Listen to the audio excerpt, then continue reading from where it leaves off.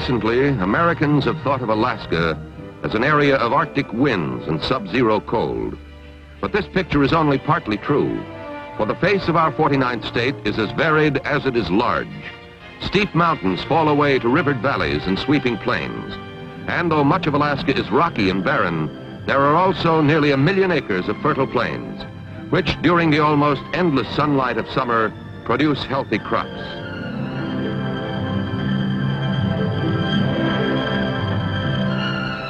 Modern Alaska is also an area of urban centers. The largest city is Anchorage, where new homes, hotels, and businesses are rising rapidly to keep pace with the needs of a growing population. Many of Alaska's original citizens, the Eskimos, live as they have for centuries, earning their livelihood by fishing and trapping.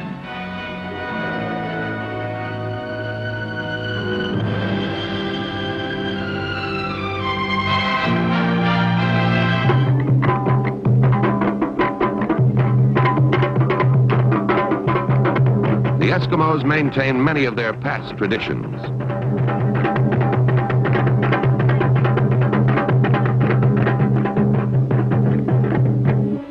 And yet skills of the 20th century come easily. The state's excellent vocational schools have played an important part in this transition.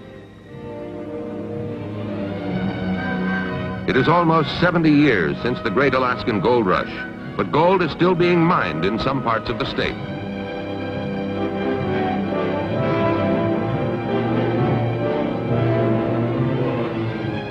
One of Alaska's biggest gold mines has turned out to be the sea. The fishing industry brings $70 million into the state each year, and her canneries provide 2/3 of all the canned salmon sold in the world.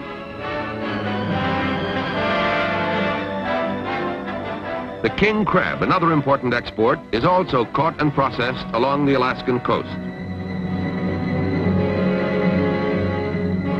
Today, the gas and oil industry is rapidly becoming the state's most important.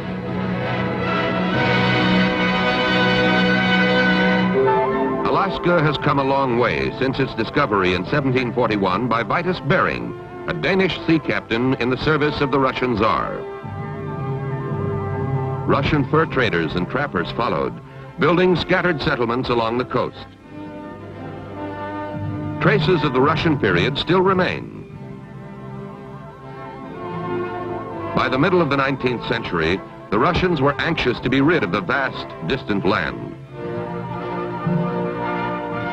And on March 30th, 1867, Secretary of State William Seward purchased the territory for $7.25 million, or about 2 cents an acre. Even so, many Americans called it Seward's folly and suggested that he might now want to purchase Iceland and Greenland. They were not far off. Seward said that Alaska, Greenland, and Iceland were all important to America's defense. He was the first to recognize the strategic importance of the polar region. In mid-October, with a Marine Honor Guard participating in the ceremonies at Sitka, General Lovell Rousseau accepted the territory for the United States. General Jefferson Columbus Davis became commander of the military district. For the next 10 years, the Army had the responsibility of governing the land in the absence of civilian rule. With almost no communications and transportation facilities, such semblance of government as there was exercised by the commanding general of the troops at Sitka.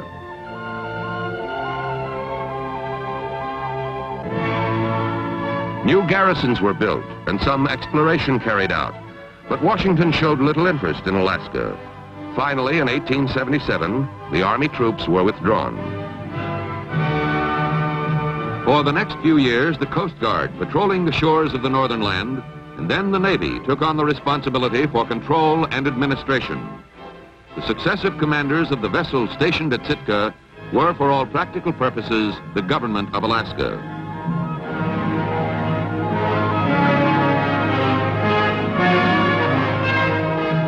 Finally, in 1884, Congress passed a bill which placed a civil government over Alaska.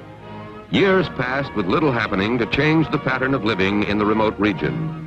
The Army sponsored various expeditions to explore the interior, and men came back with much information concerning the geography and life of areas where few explorers had ever penetrated.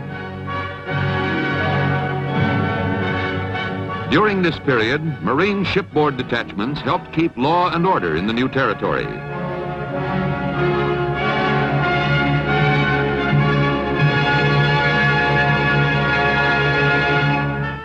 In 1896, with the discovery of gold in the Yukon and other parts of Alaska, the nation's attitude toward the territory changed dramatically.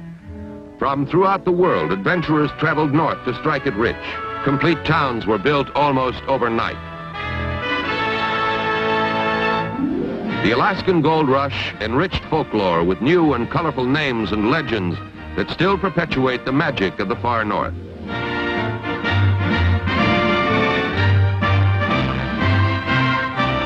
Once again, the Army was called north to help in law enforcement and to provide relief and medical aid in emergencies.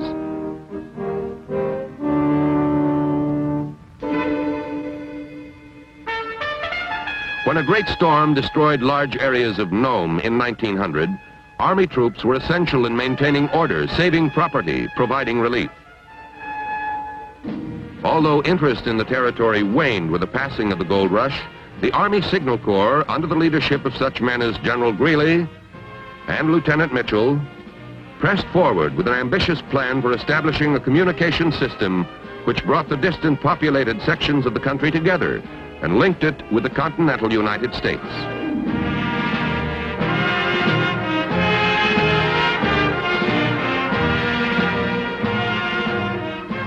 Cable ships put to sea to complete the link with the United States. With the establishment of the complete system in 1904, one of the greatest barriers to the development of the territory was removed.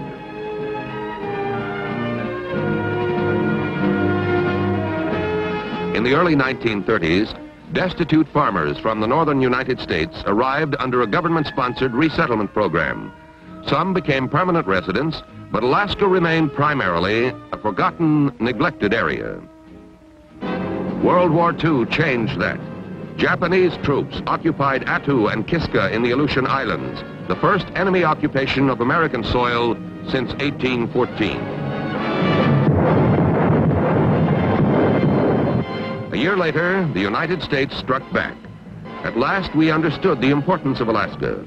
Seward had proved himself not only a shrewd statesman, but a far-sighted strategic planner. America would never turn its back on its northern territory again. World War II brought great improvements in airfields and service, a key means of travel in this vast region. It also brought radio range stations, an increase in mapping and coastal charting, and Alaska's first road system linking it with the states. There was also an enormous increase in housing, schools, utilities, and other projects.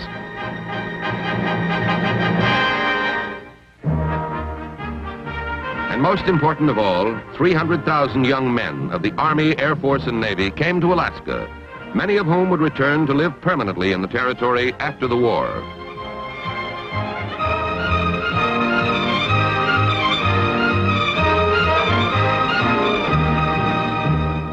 We came out of the war with a grim appreciation of Alaska's importance to us, an importance dramatically heightened by the polar concept of modern war.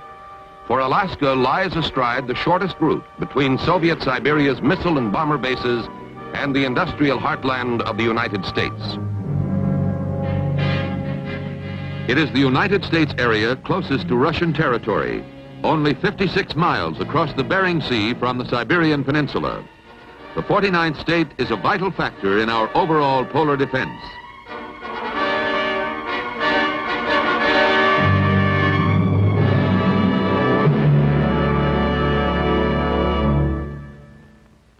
The Alaskan Air Command has the exclusive responsibility for Dew Line, our distant early warning system. Alaska is the western anchor of this system, which provides early warning of any attack against North America. Every plane, both friendly and unknown, is spotted and its course plotted. Because of Alaska's strategic location, it is playing a growing role as a midpoint maintenance and refueling center along the Polar Circle air routes. The Navy in Alaska maintains surveillance over 2,800,000 square miles of navigable water in the area. Marine detachments are stationed at naval bases on Adak and Kodiak.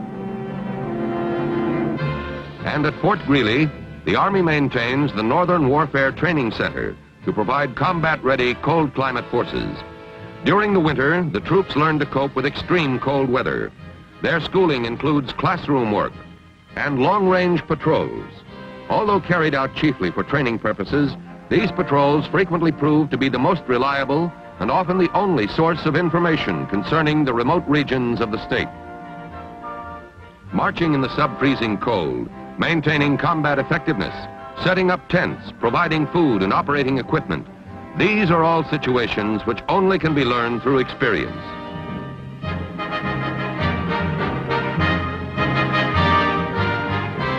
During the summer, the students learn not only to survive in the wilderness, but also the precise, sure methods of movement on sheer rock.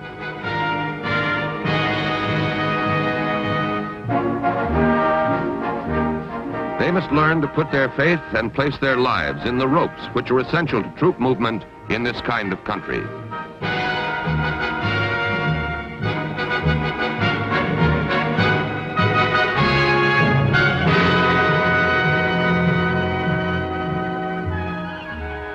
The Alaskan Scouts, part of the Alaskan National Guard, are an effective operating force in the northern region. The Scouts, comprised of Eskimos and Indians, have the ability to function in extremely cold areas. The Alaskan Scouts are well suited for their mission of reconnaissance, surveillance, and patrol. However, Alaska is primarily an air theater. The Alaskan Air Command is the largest component of our armed forces in the state. It is the hub of Alaska's defense against air attack. At regular intervals, simulated attacks are made to test the response and fighting readiness of Air Force interceptor squadrons from Elmendorf and other bases, including Air Force and Army search and rescue efforts in Alaska's vast inland region. The Rescue Coordination Center at Elmendorf keeps busy the year round. In-flight laboratories furnish vital data for both military and civilian air activity, and weather conditions are recorded by complex technical equipment. Near Anchorage, the Army, Navy, and Air Force share this building, the Unified Service Headquarters of the Alaskan Command, ALCOM. ALCOM is one of 7 unified commands reporting directly to the Joint Chiefs of Staff. It directs the efforts of all contributing to the nation's defense in Alaska.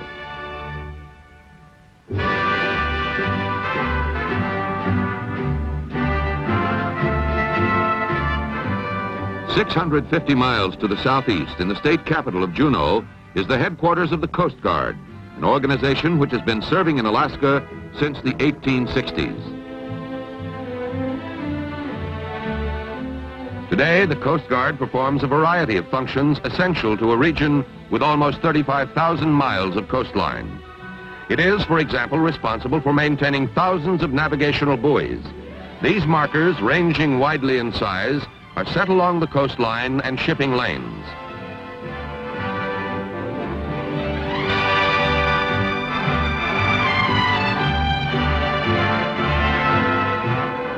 The service also maintains lighthouses, which must be supplied throughout the year. It is often a difficult business, especially when the shoreline necessitates hauling supplies directly from launches onto rocks high above.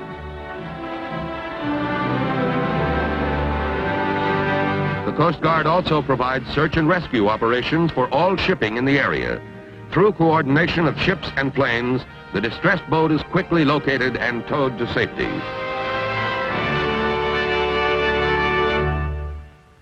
Among the many patrols carried out by the Coast Guard is an annual trip all the way to the Arctic Circle and back. During the long months of the voyage, the Coast Guard performs a variety of functions, including providing medical and dental care to the Eskimos in isolated villages.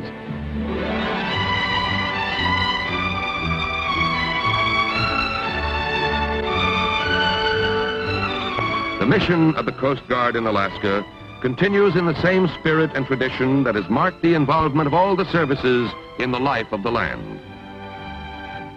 This was never better illustrated than in the days and weeks that followed Good Friday, 1964.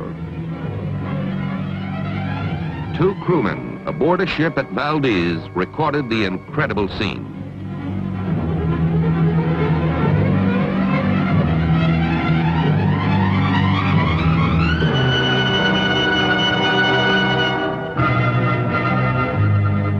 At 5:36 p.m., the worst earthquake in North American history struck the state of Alaska.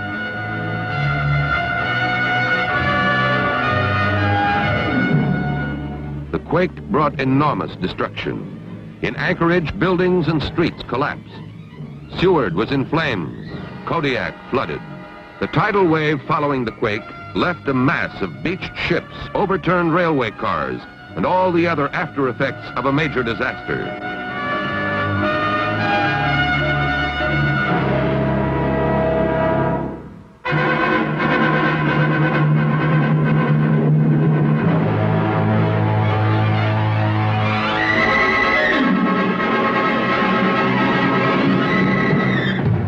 The Army, Air Force, Navy, and Marines rose to the challenge in the devastated area. They moved swiftly, saving lives and attacking the pressing needs of recovery and rescue work. The military personnel worked with civil defense officials in setting up a command headquarters.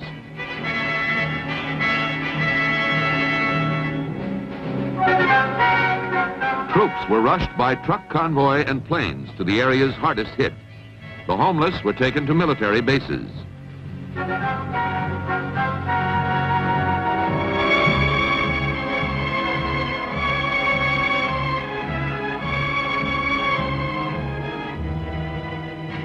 During the days that followed, field kitchens and hospitals were set up to cope with the emergency.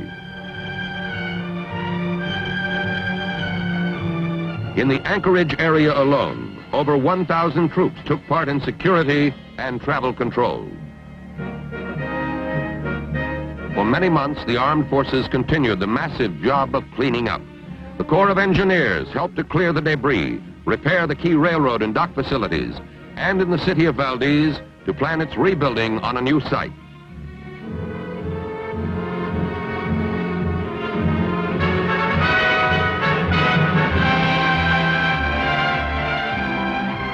Within a few months, Alaska not only had recovered from the earthquake, but was well on its way toward building for the future.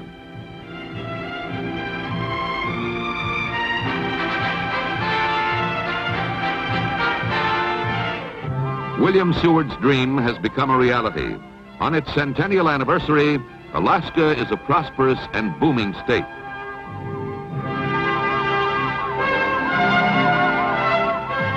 The military has played an essential role in the development and growth of Alaska. And the Armed Forces Military Report takes pride in saluting this, the 49th of our United States.